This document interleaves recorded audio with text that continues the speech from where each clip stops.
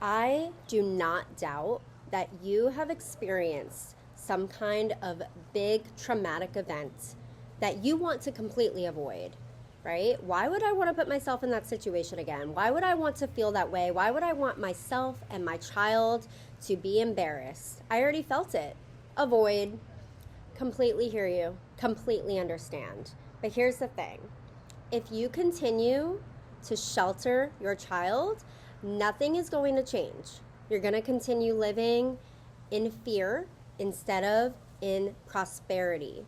And your happiness, the things that you enjoy doing, are going to become more and more limited until you've allowed your world to revolve around your child. Autism parents come to me with this problem all the time. So today I'm going to teach you 5 steps to fix this. For those of you who don't know me, hi, my name is Melissa. I'm a board certified behavior analyst, and I specialize in helping families go from survival mode to true happiness and peace in their days. I am so grateful. I've helped hundreds of families in the past. I teach at the collegiate level.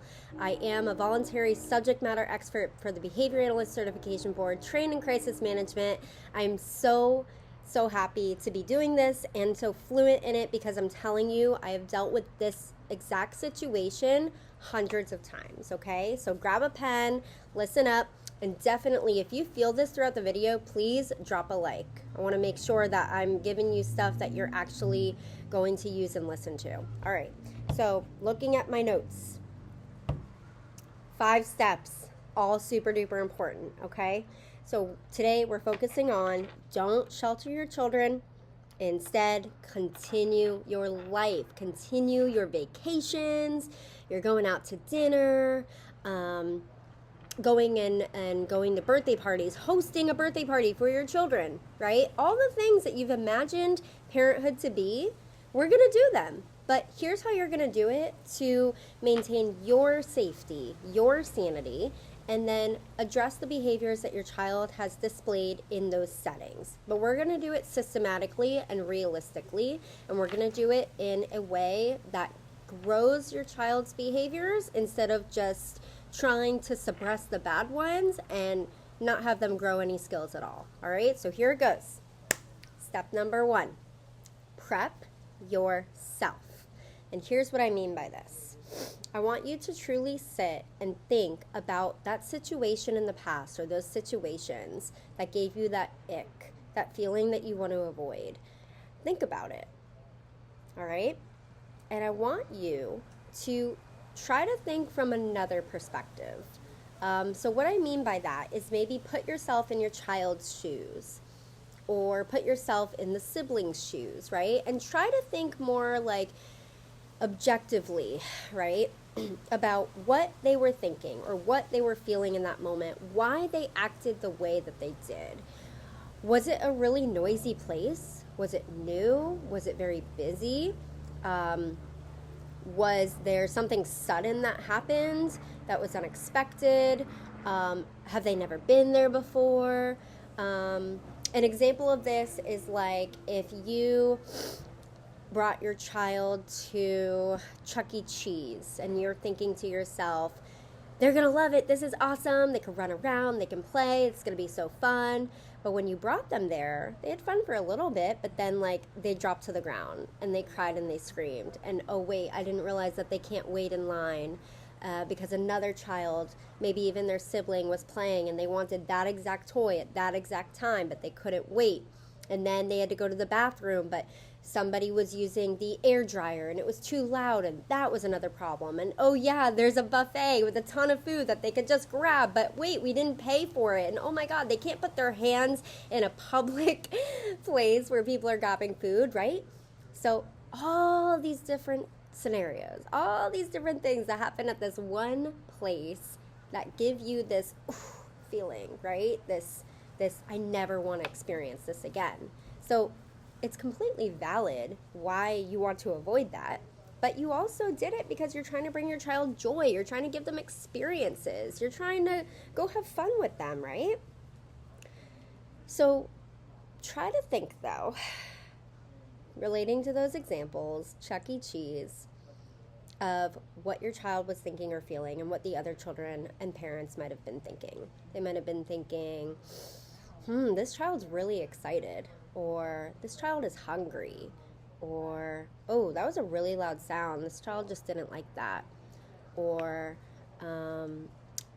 hey, this child is screaming next to me and I don't know why, because I know when I hear screaming, it's because I'm hurt. I got a boo-boo, right? There could be so many things. I don't want you to overthink this, but the point of this exercise, this perspective taking, is to think of is to try to take away from the fear-based thinking that you have and to try to think more objectively, more specifically about what was going on that might have evoked these behaviors, okay? And therefore, what this leads to is a realistic expectation of what you can expect the next few times that you bring your child there.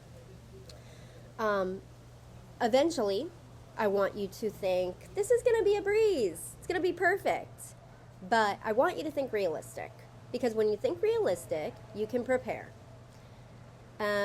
I love being hopeful, but preparation is more exciting and better because it helps your nervous system, right? It helps put you at ease, and it helps your child, ultimately. So having these realistic expectations is having a growth mindset, and it is thinking about the could-be's and the I wants and the how long do I think my child can realistically last in this setting. There's these trampoline parks, right, that you pay for an hour, which doesn't sound like a lot, but it could be for a kid. Maybe they can only last in these settings for 10-15 minutes before they have a behavior. So then what is your realistic expectation? It's that for 10 minutes or so, they can be in this setting without a big behavior happening that is going to make me feel uncomfortable, and that is going to have all eyes on us, and that's going to possibly get us kicked out, or is going to put my child into stress. All these things, right? Okay, so number one is prep yourself with realistic expectations. Number two is to prep your child. And this has a couple different steps embedded into it. So for prepping your child, you're going to want to do that consistently, repetitively, and using visual supports. All right. The visual supports. There's lots of different tools out there. Send me a comment. You could put send in the comments if you want me to send you some things that you can use. Some visuals can be general and some can be specific to your child. I like to get specific, but that would require knowing your child and actually talking with you and getting all of the little nitty-gritty details about what's going on. Because realistically, if I had a group of children, or if you are a teacher or a staff member and you're responsible for a group of children, all of them have different behaviors, but ultimately, what do you want them to do? You want them to be safe, stay with you. You want them to communicate with you if they're going to go somewhere or if they need something, right? And you want them, be safe and communicate, really. Stay with you, communicate what they want and need. Keep your hands to yourself, right? If they're a little handsy, that's an important one. So you'll have some general broad rules, but just saying it sometimes, especially for children with developmental disabilities, but it doesn't even matter. This is for all children. This is for adults. Visual supports, I'll do another video on this another time, but visual supports are everywhere and they help to support learning, because a lot of times we're talking, and it goes in this ear and out the other, and you don't even know what I just said 10 seconds ago. So rewind, please. But anyway, visuals. There's so many different ones out there, and it helps to support learning and making expectations very clear. So visual supports, very, very important to have those prepared before you plan to go into that situation that your child is most likely going to have an issue. Visuals are timers. They are pictures. They are even maybe videos. You might have a video of your child having a big meltdown, and you're going to show it to them and you're going to talk it through with them.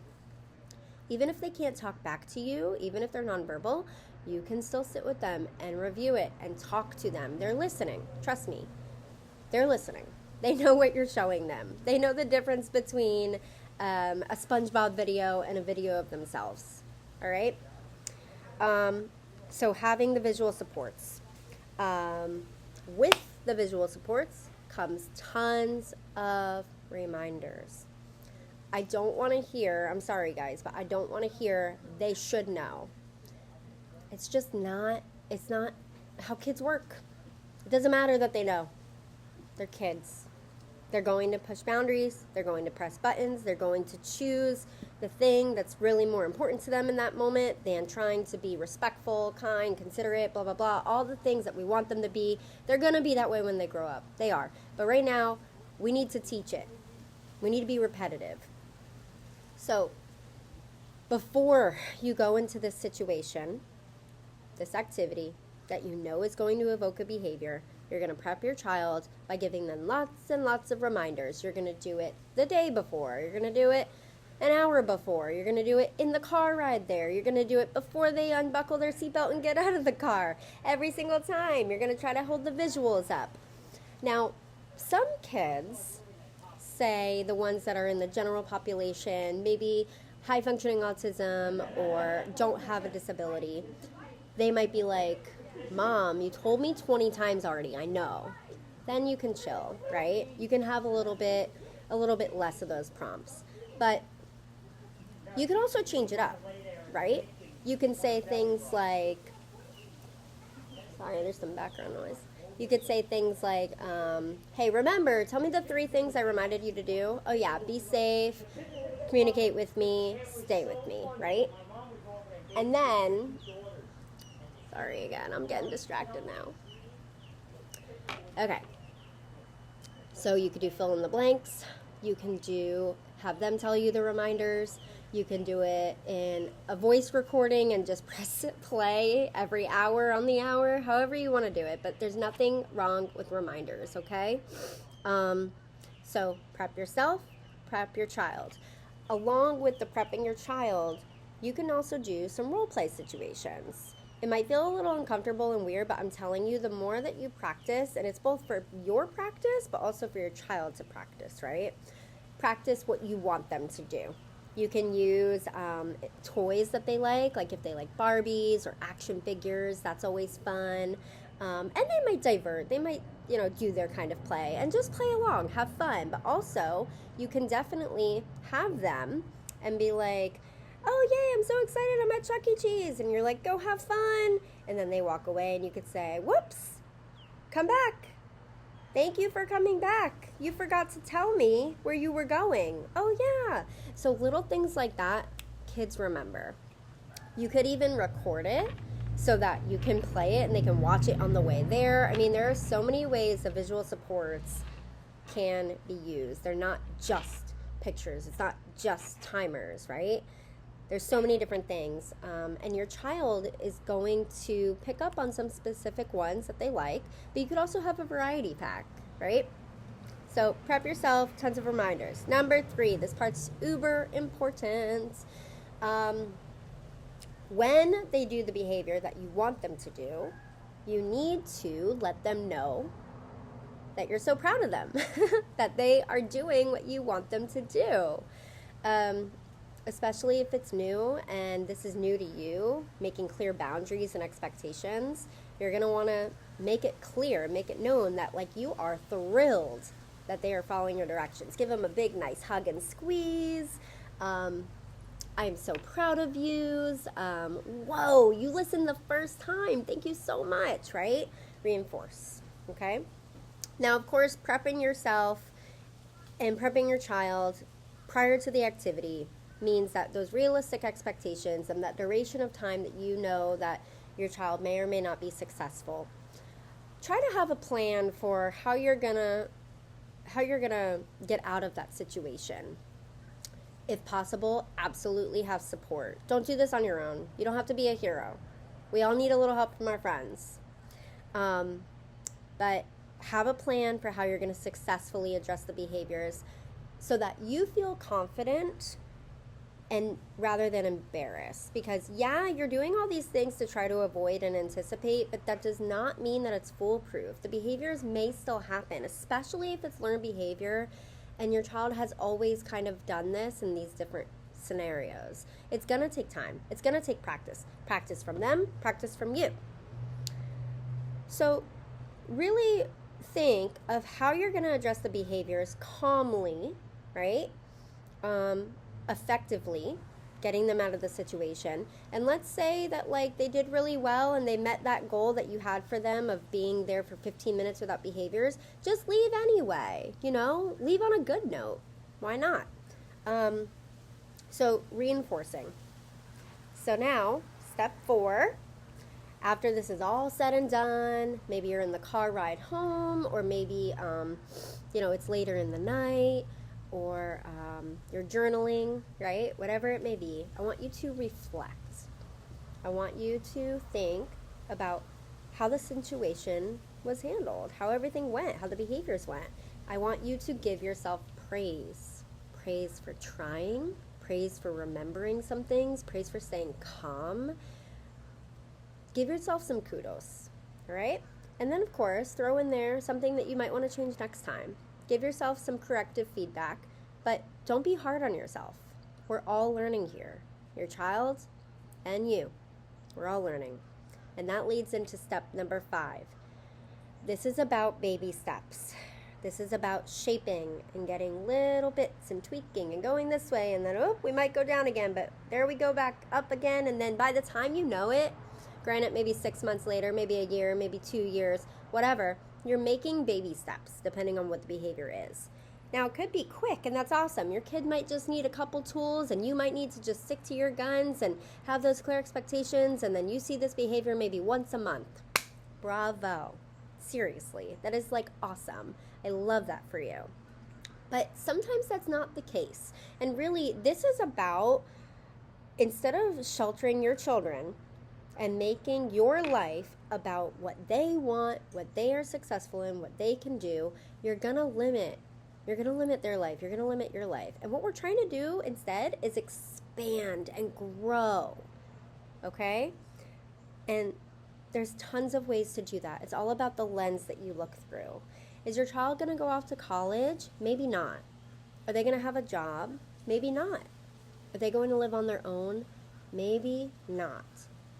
But that does not mean that they can't learn friendship.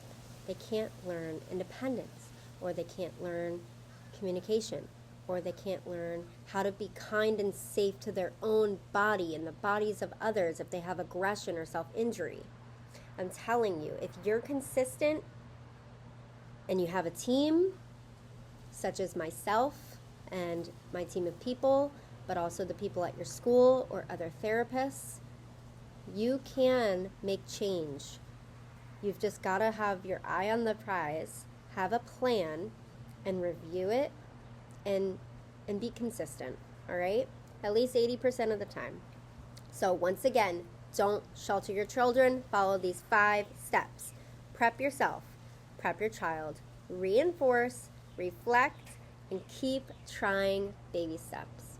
If you like this video, please drop a like. Please comment for me. I love to hear your feedback. Thank you so much for watching.